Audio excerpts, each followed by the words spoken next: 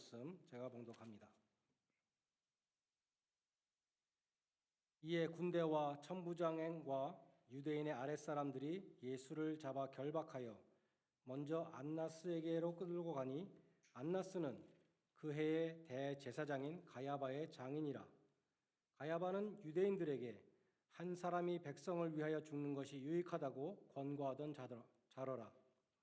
시몬 베드로와 또 다른 제자가 한 사람이 예수를 따르니 이 제자는 대제사장과 아는 사람이라. 예수와 함께 대제사장의 집들에 들어가고 베드로는 문 밖에 서 있는지라. 대제사장을 아는 그 다른 제자가 나가서 문 지키는 여자에게 말하여 베드로를 데리고 들어오니 문 지키는 여종이 베드로에게 말하되 너도 이 사람의 제자 중 하나가 아니냐 하니 그가 말하되 나는 아니라 하고 그때가 추운 고로 종과 아랫사람들이 불을 피우고 서서 쬐니 베드로도 함께 서서 쬐더라. 대제사장이 예수에게 그의 제자들과 그의 교훈에 대하여 물으니 예수께서 대답하시되 내가 드러내놓고 세상에 말하였노라. 모든 유대인들이 모이는 회당과 성전에서 항상 가르쳤고 은밀하게는 아무것도 말하지 아니하였거늘 어찌하여 내게 묻느냐. 내가 무슨 말을 하였는지 들은 자들에게 물어보라. 그들이 내가 하던 말을 아느니라. 이 말씀을 하시매 곁에 섰던 아랫사람 하나가 손으로 예수를 쳐 이르되 내가 대제사장에게 이같이 대답하느냐 하니 예수께서 대답하시되 내가 말을 잘못하였으면 그 잘못한 것을 증언하라. 바른 말을 하였으면 내가 어찌하여 나를 치느냐 하시더라. 안나스가 예수를 결박한 그대로 대제사장 가야바에게 보내니라. 시몬 베드로가 서서 불을 쬐더니 사람들이 묻되 너도 그 제자 중 하나가 아니냐. 베드로가 부인하여 이르되 나는 아니라 하니 대제사장의 종 하나는 베드로에게 귀를 잘린 사람의 친척이라. 이르되 네가 그 사람과 함께 동산에 있는 것을 내가 보지 아니하였느냐. 이에 베드로가 또 부인하니 곧 닭이 울더라. 아멘. 지난 주일에 우리가 살핀 내용은 예수님이 겟세마네 동산에서 체포되시는 장면이었습니다.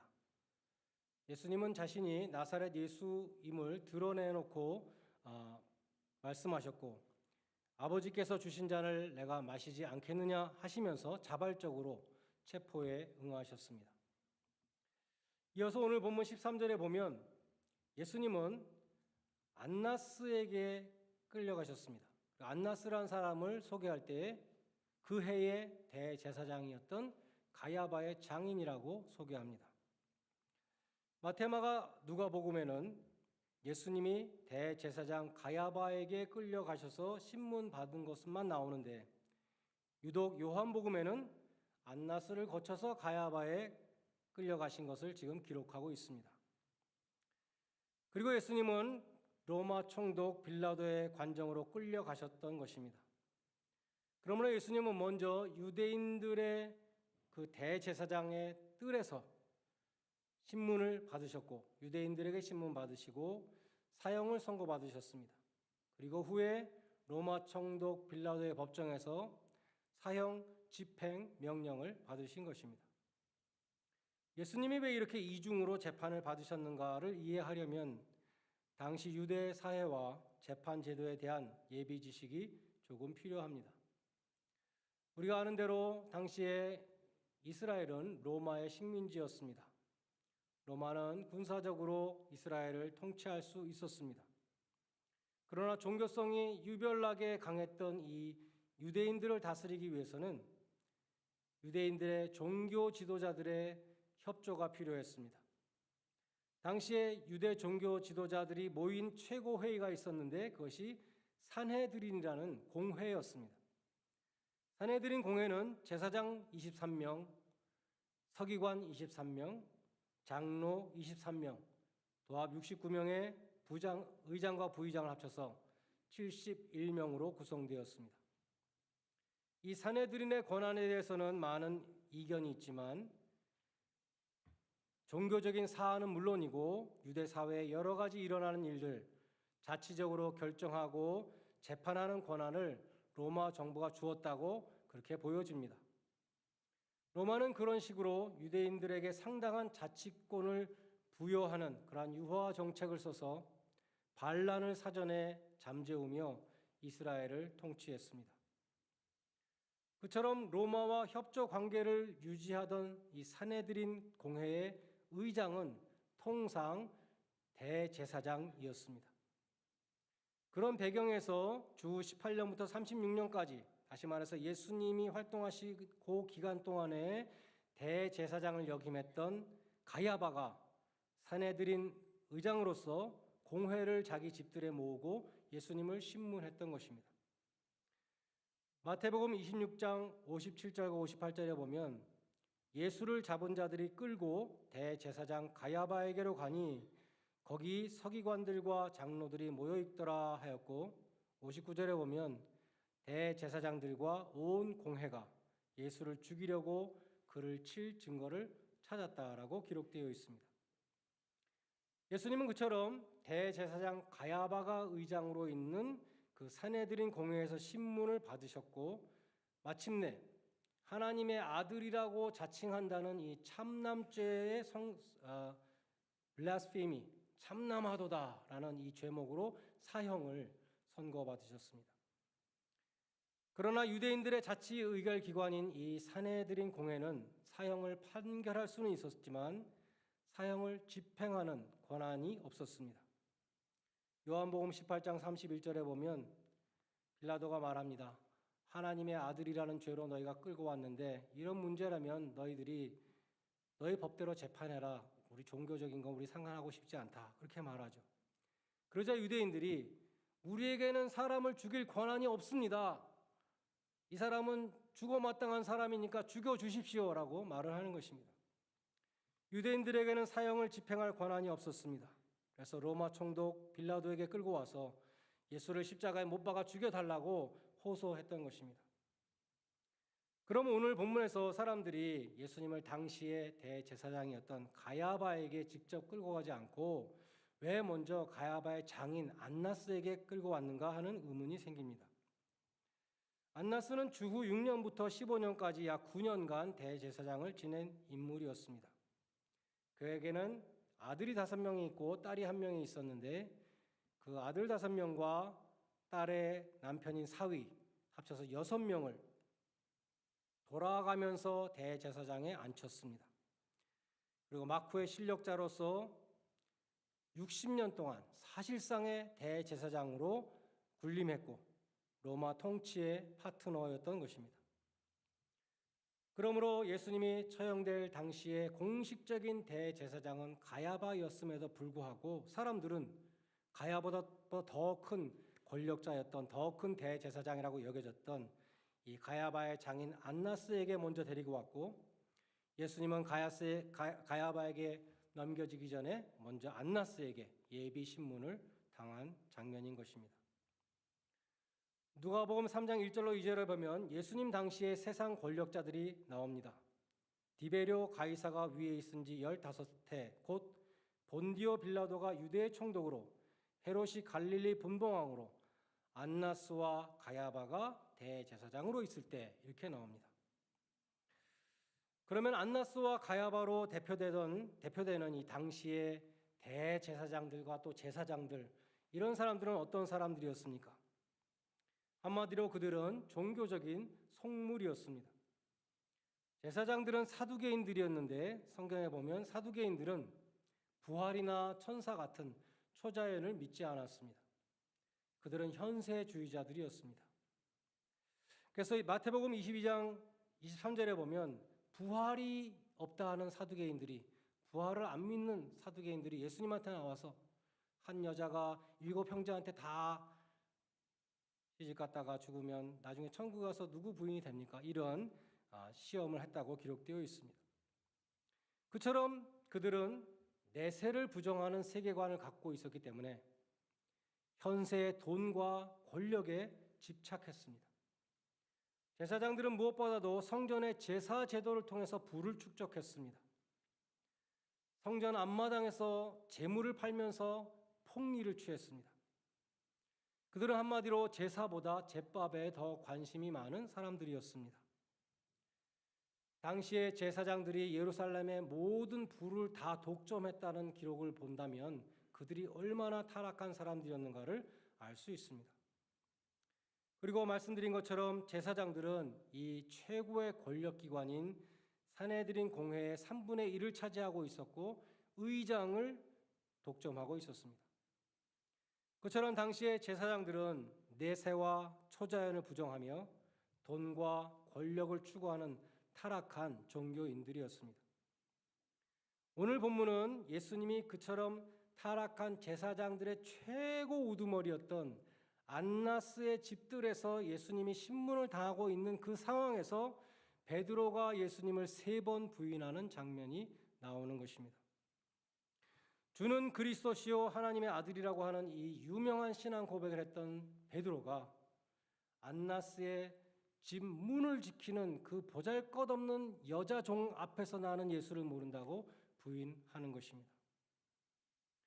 요한복음에는 베드로가 예수님의 제자인 것을 3번 부인했다고 3번이 나오죠.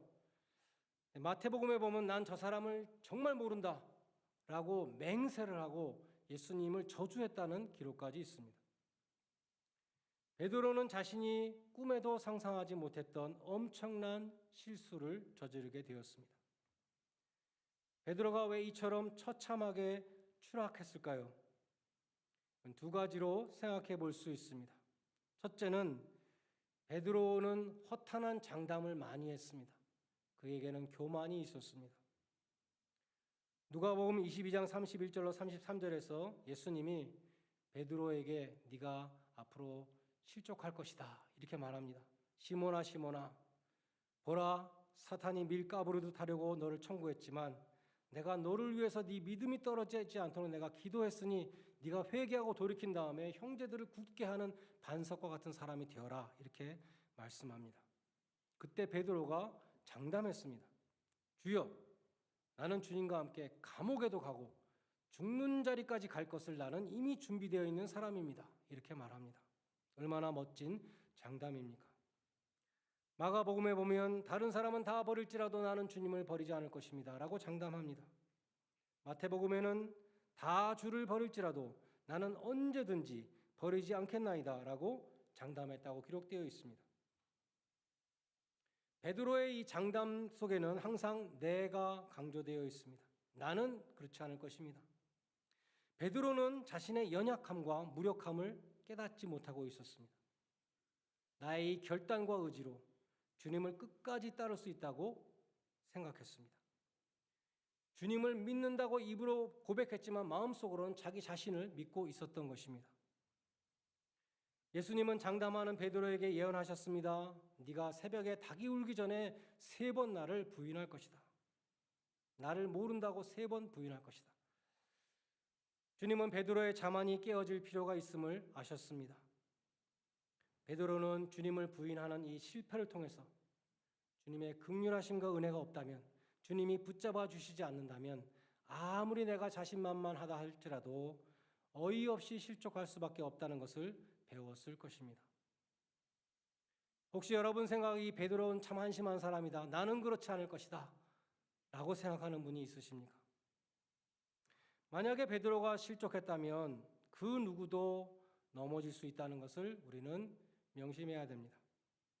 다른 사람이 죽는 것을 보면 나도 죽겠구나 깨달아야 되겠죠. 다른 사람이 실수하는 것을 보면 나도 실수할 수 있다고 인정해야 합니다. 교만은 패망의 선봉이다라는 말씀과 같이 누구나 기도하지 않고 교만한 자리에 이를 때 무너지게 됩니다. 선줄로 생각하는 자는 넘어질까 조심하라. 고린도전서 10장 12절 말씀 우리가 늘 기억하면서 시험에 들지 않도록 기도하라는 말씀을 따라서 늘 기도해야 할 것입니다. 두 번째로 왜 베드로가 실족했는가? 주님은 주님으로부터 떨어져 있을 때에 그는 실패했습니다. 오늘 본문에 보면 베드로가 대제사장의 종들과 아랫사람들과 함께 불을 쬐고 있었다. 마당에서 불을 쬐고 있었다고 기록되어 있습니다. 매튜 헨리라는 주석가는 이렇게 주석했습니다. 악인들과 함께 불을 쬐는 사람은 선한 사람들과 선한 일들에 대하여 차가워지며 마귀의 불 옆에 있기를 좋아하는 사람은 마귀의 불에 탈 위험이 있다. 주님과 함께 있어야 될 베드로가 지금 주님의 원수들과 함께 불을 쬐고 있었습니다. 인간은 누구나 환경의 지배를 받습니다. 일란성 쌍둥이, 엄마 뱃속에서 같이 나온 두 쌍둥이, 똑같이 생긴 쌍둥이를 한 아이는 미국에서 잘 교육해서 키우고 한 아이는 아프리카에서 동물처럼 방목해서 키운 다음에 20년 후에 다시 만나게 하였더니 완전히 다른 사람으로 변해 있었다는 그러한 이야기가 있죠. 내가 누구와 함께 있느냐, 누구와 사귀느냐 하는 점이 중요합니다. 믿음이 좋은 사람하고 같이 있으면 그 좋은 영향을 받습니다. 그러나 또 반면에 앉았다 하면 남의 흉만 보는 사람, 욕을 하는 사람, 이런 사람과 어울리면 자신도 모르게 험담에 동참하게 됩니다. 그러나 내가 어떤 사람하고 있는가가 보다 더 중요한 것이 있는데 그것은 내가 지금 주님과 함께 있는가 하는 것입니다. 베드로는 주님으로부터 떨어져서 있어서는 안 될 곳에 지금 가 있었습니다. 주님의 적대 세력들 속에 들어가서 두려움에 쌓여서 시험에 들고 실족했습니다. 마태복음과 누가복음에는 베드로가 대제사장의 집으로 들어가는 예수님을 멀찍이 따라갔다 이렇게 기록되어 있습니다. 차지도 덥지도 않은 채로 적당한 거리를 유지하면서 적당히 신앙생활을 하는 현대 그리스도인들의 모습을 상징적으로 보여주는 장면입니다. 예수님과 떨어지지 않고 완전히 예수님과 밀착해서 계속 예수님과 동행했다면 시험에 들지 않았을 것입니다. 그러나 예수님과 거리가 떨어졌을 때에 에베소서 4장 27절 말씀처럼 마귀가 그 틈에 파고 들어오게 되는 것입니다. 베드로가 예수님과 늘 동행했다면 예수님의 영향을 계속 받았을 것입니다. 그러나 베드로가 예수님으로부터 떨어져서 적진에 위치했을 때 넘어지고 말았습니다. 여러분은 주님과 늘 거리를 두지 말고 주님과 밀착해서 동행하심으로 언제든지 주님을 부인하고 주님의 교회를 부인하는 것이 아니라 끝까지 몸된 교회를 잘 지킬 수 있는 주님의 종들이 다 되시기를 바랍니다. 마지막으로 베드로는 결국은 승리했습니다. 27절에 보면 베드로가 또 부인하니 곧 닭이 울더라. 베드로가 세 번째 부인했을 때 닭이 울었다라고 밝히고 있습니다. 왜 닭이 울었다는 걸 이렇게 밝혔을까요? 예수님이 예언하셨기 때문이죠. 네가 닭이 울기 전에 세 번 나를 부인하리라.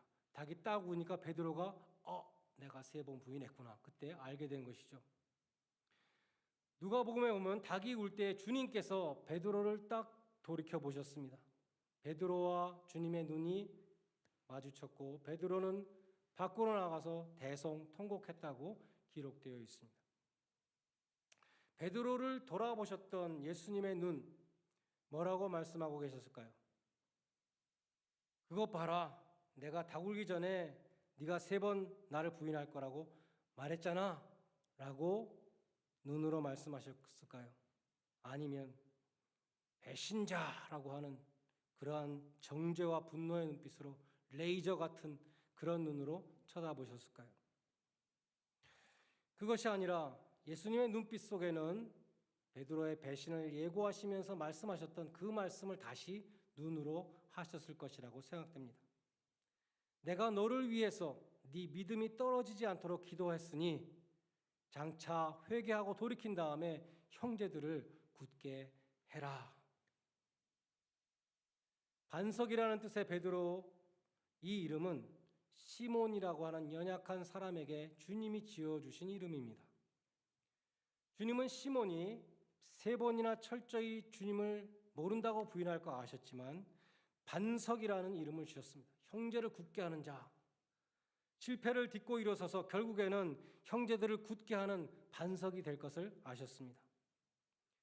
베드로는 주님을 부인하고 저주까지 했지만 주님은 베드로 버리지 않으셨고 사랑하셨고 뿐만 아니라 여전히 반석으로 인정해 주셨습니다.